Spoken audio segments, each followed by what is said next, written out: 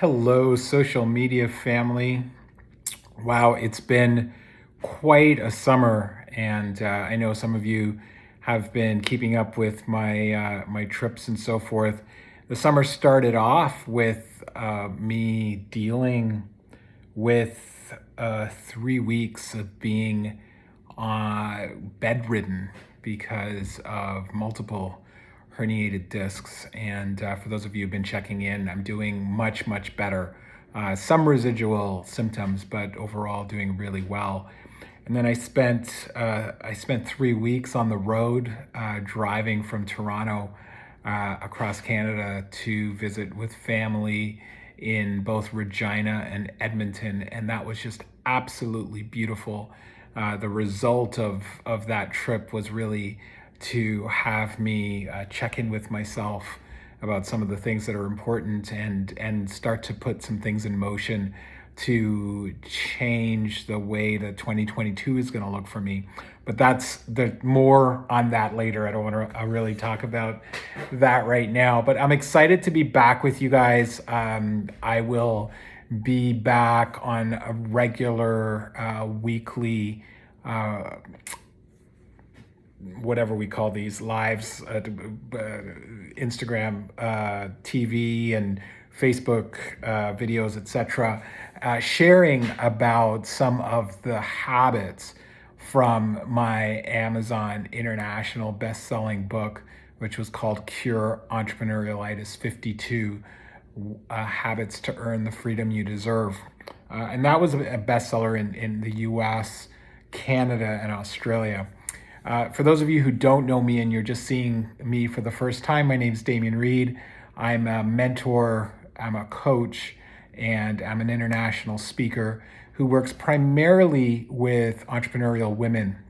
Although one of the things that's starting to evolve is the application of the habits and practices to a much wider audience, and having things be available to people who are outside of the entrepreneurial sphere. I'm in the midst of writing a new book right now. The first draft should be finished by the end of the year, and it's called 7 Steps to Creating the Freedom Lifestyle, or at least that's the working title. And those 7 steps, really, as I said, they can be applied to not just women business owners, but to anybody's life in general. So I've been working with students. I've been working with most recently working with students. I've been working with people who are sort of finding their way about whether or not they want to be an entrepreneur, or so forth, and these steps are just as applicable to them as to entrepreneurs. Anyway, the reason that I'm on today and what I am doing on a weekly basis is we're talking about the habit of the week, and the habits are from that first book that I wrote. Those 52 habits were really created so that you could take on one habit for each week, try it out, see whether or not it works. And if it does, you want to hang on to it and implement it and do it on a regular basis. These habits combined will move you closer. If you think about a continuum of freedom, the freedom lifestyle being at this end, and at the other end being whatever the opposite of that would be. If you feel constrained, you feel stuck, etc. The habits move you along this continuum from being stuck to the experience of having more freedom. So the more habits you take on, the more your experience of freedom increases, and the closer you start to get to that freedom lifestyle. So that's the principle of taking on these habits of the week. You can try them and notice that when you implement them, one of the things that I notice for myself when I do them, because I'm also in this game of implementing these habits on a regular basis, I notice that when I implement those habits, that my experience of life is easier. It flows. There's a lighter sense to my day-to-day, and that freedom that I feel gets enhanced. So anyway, we're going to talk today about habit number 11 from the book, and that's all about stop doing the things that you hate doing. And for some of you, if the word hate is too strong, you can say dislike, strong dislike. So when people work on things that they hate, what ends up happening is the quality of your work decreases, And also, we were talking about that continuum, your experience of freedom decreases. So, on that continuum between life seeming hard and constrained and not fun to the experience of things being fun and freedom, as you work on things that you hate, you're moving this way on the continuum. So the more you do those things, the more you start going in that direction. And obviously, that's not the intention. We want you going in the opposite direction. So it's really a trap for you as a business owner or as anyone living your life, for you to think about having to do everything in your life on your own. It doesn't matter who you are, you don't have to do things on your own. And often we fall into this trap of we just got to get it done, we just got to do it on our own. So the first step of getting yourself out of this space and getting yourself moving, in that direction towards freedom is to make a list of all of the things that you hate doing. If we're talking about you as a business owner, you can look in your business all the tasks that you hate doing, but also I encourage you to make a list of the things in your life, in the other areas of your life, that you hate doing or dislike doing there as well. So if you want to get a sense of what these things are, just notice how you feel when you're doing the task. Do you avoid doing them? Does it drain your energy? Do you feel just like unhappy when you're doing them? Do you feel forced, like you have to do it? That's a really good sign. If I have to do this task, that's a really good sign that it's on your list of things that you dislike doing or hate doing. So you want to make a list of all those tasks. That's step number one. Then I want you to consider that for everything you dislike doing, there's a person out there who loves doing that task.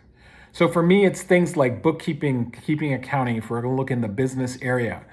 And there are people out there who set up their whole businesses to be a bookkeeper or do accounting because they love working with numbers. They love finding the. I was talking with a bookkeeper the other day, a colleague of mine, and he just loves finding ways to automate his clients and make their lives simpler. So for him, that's the place he loves to play. For me, I'd just rather have him do it, right?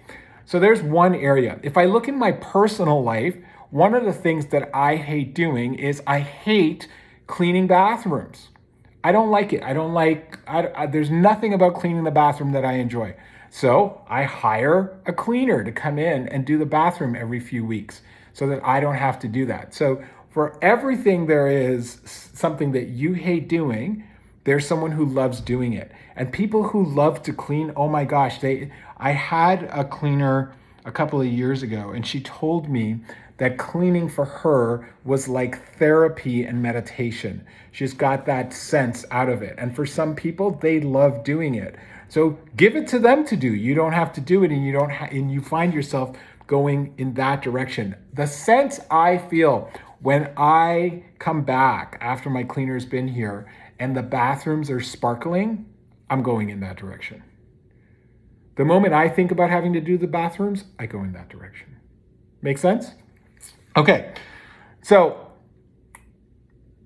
where do you find these people? That's always the next question. Well, who am I going to find to do? Cleaning's kind of easy. You look up and someone's like, where do I find someone to walk my dog? Where do I find someone to do all these tasks in business that I don't? So many different places. I'm not going to give you all of them, but I'm going to give you some options to look. First of all, look at your existing team. If you're running a business, you may have people in your existing team that could take things off your plate that you don't like doing that they love to do. Second of all, you could hire an assistant. Okay, you could hire an assistant who works with you in person. You could also hire a virtual assistant to take some of those things off your plate, and they don't even need to come and work with you. They could get access to your email, they could get access to your schedules and so forth. There are websites that you can go to find talent, things like Upwork, things like Fiverr, places like Kijiji, Indeed, if you want to post jobs for people to come and take some of that stuff away from you. There are apps that you can use to find people. I have some, I'm recording on my phone right now, but things like, Ask for Task, there's so many apps. Just you can just search, job task apps, and they'll come up. They change so often, and new things come up, and a lot of them, some of them are local. So look for apps that support your local vendors, local workers, and so forth. One of the really interesting places you could look is the young people in your life. So some of the young people around you were born with a phone or a tablet in their hand, and they're much more adept at doing certain things. So social media is an example. If you hate running your social media, I have a friend who has their 13-year-old niece helps them run their social media, and the niece is constantly teaching her things that she doesn't know about social media, and taking her social media to another level. So let them help you with that. So all these different places that you can go. All right. What else do I want to say about this? Here's what I want to say. It's not a sign of weakness that you think to take tasks off your plate and give them to others. I'm so surprised at so many people feel like if they do that they're somehow saying that they're incapable or not competent, and that's why they need to give things over to other people to do. You don't have to suffer. You don't have to have hardness built in to doing life. You don't have to have difficulty built into being an entrepreneur and running your business. That is a complete myth and a complete farce. And I'm demonstrating time and time again with people that I work with that that's absolutely not the way it has to be. So don't get yourself stuck in thinking that I have to be that way. I have to suffer through it. Definitely, it's much more about working smart than working hard. And the last thing I want to say about this whole thing is trust in yourself. Listen to your feelings, listen to your gut. If you feel like this is something that you don't like working on, then find a way to give that to somebody else, and trust that you know what's best for you. Stay in your zone of genius. Do the things that you love to do. Do the things that you're amazing at doing, and get the rest off your plate. So that's what I'm going to say today about the habit of the week, about making sure that you stop doing the things that you hate doing. I want to thank you for tuning in today, for all of you, for all of your support in social media. I love seeing your comments. I love seeing when you interact with us on the posts. And I know there's more of you out there who watch, and every once in a while I hear from you and you're like, oh, you're doing this and you're doing that. And I'm like, I've never seen a comment from you, so I don't even know that you're watching. But I know there's many of you out there who watch, who take from this and implement it in your life, and it makes a difference. And for me, that's what this is about. If I put in 10 or 15 minutes into making this video, and one of you experiences that movement from here in that direction for freedom, then this was worth the time that I spent. I will be back on a regular basis doing a habit of the week on social media, so you can watch the social media channels for this in the weeks going forward. You can see it on Instagram Live, you can see it on Facebook, you can see it on LinkedIn, and I thank you so much again for tuning in. For those of you who are looking for some support in dealing with this, there are a couple of ways that you can get in touch with me, obviously through social media or directly on the website. I do have one spot available for personal coaching that comes up available in October. I have room in my on-demand coaching and for on-demand mentoring. I've got space there. And I'm excited that we are running the Reflect, Recharge, and Create retreat again this year. We're going to be doing it in Collingwood.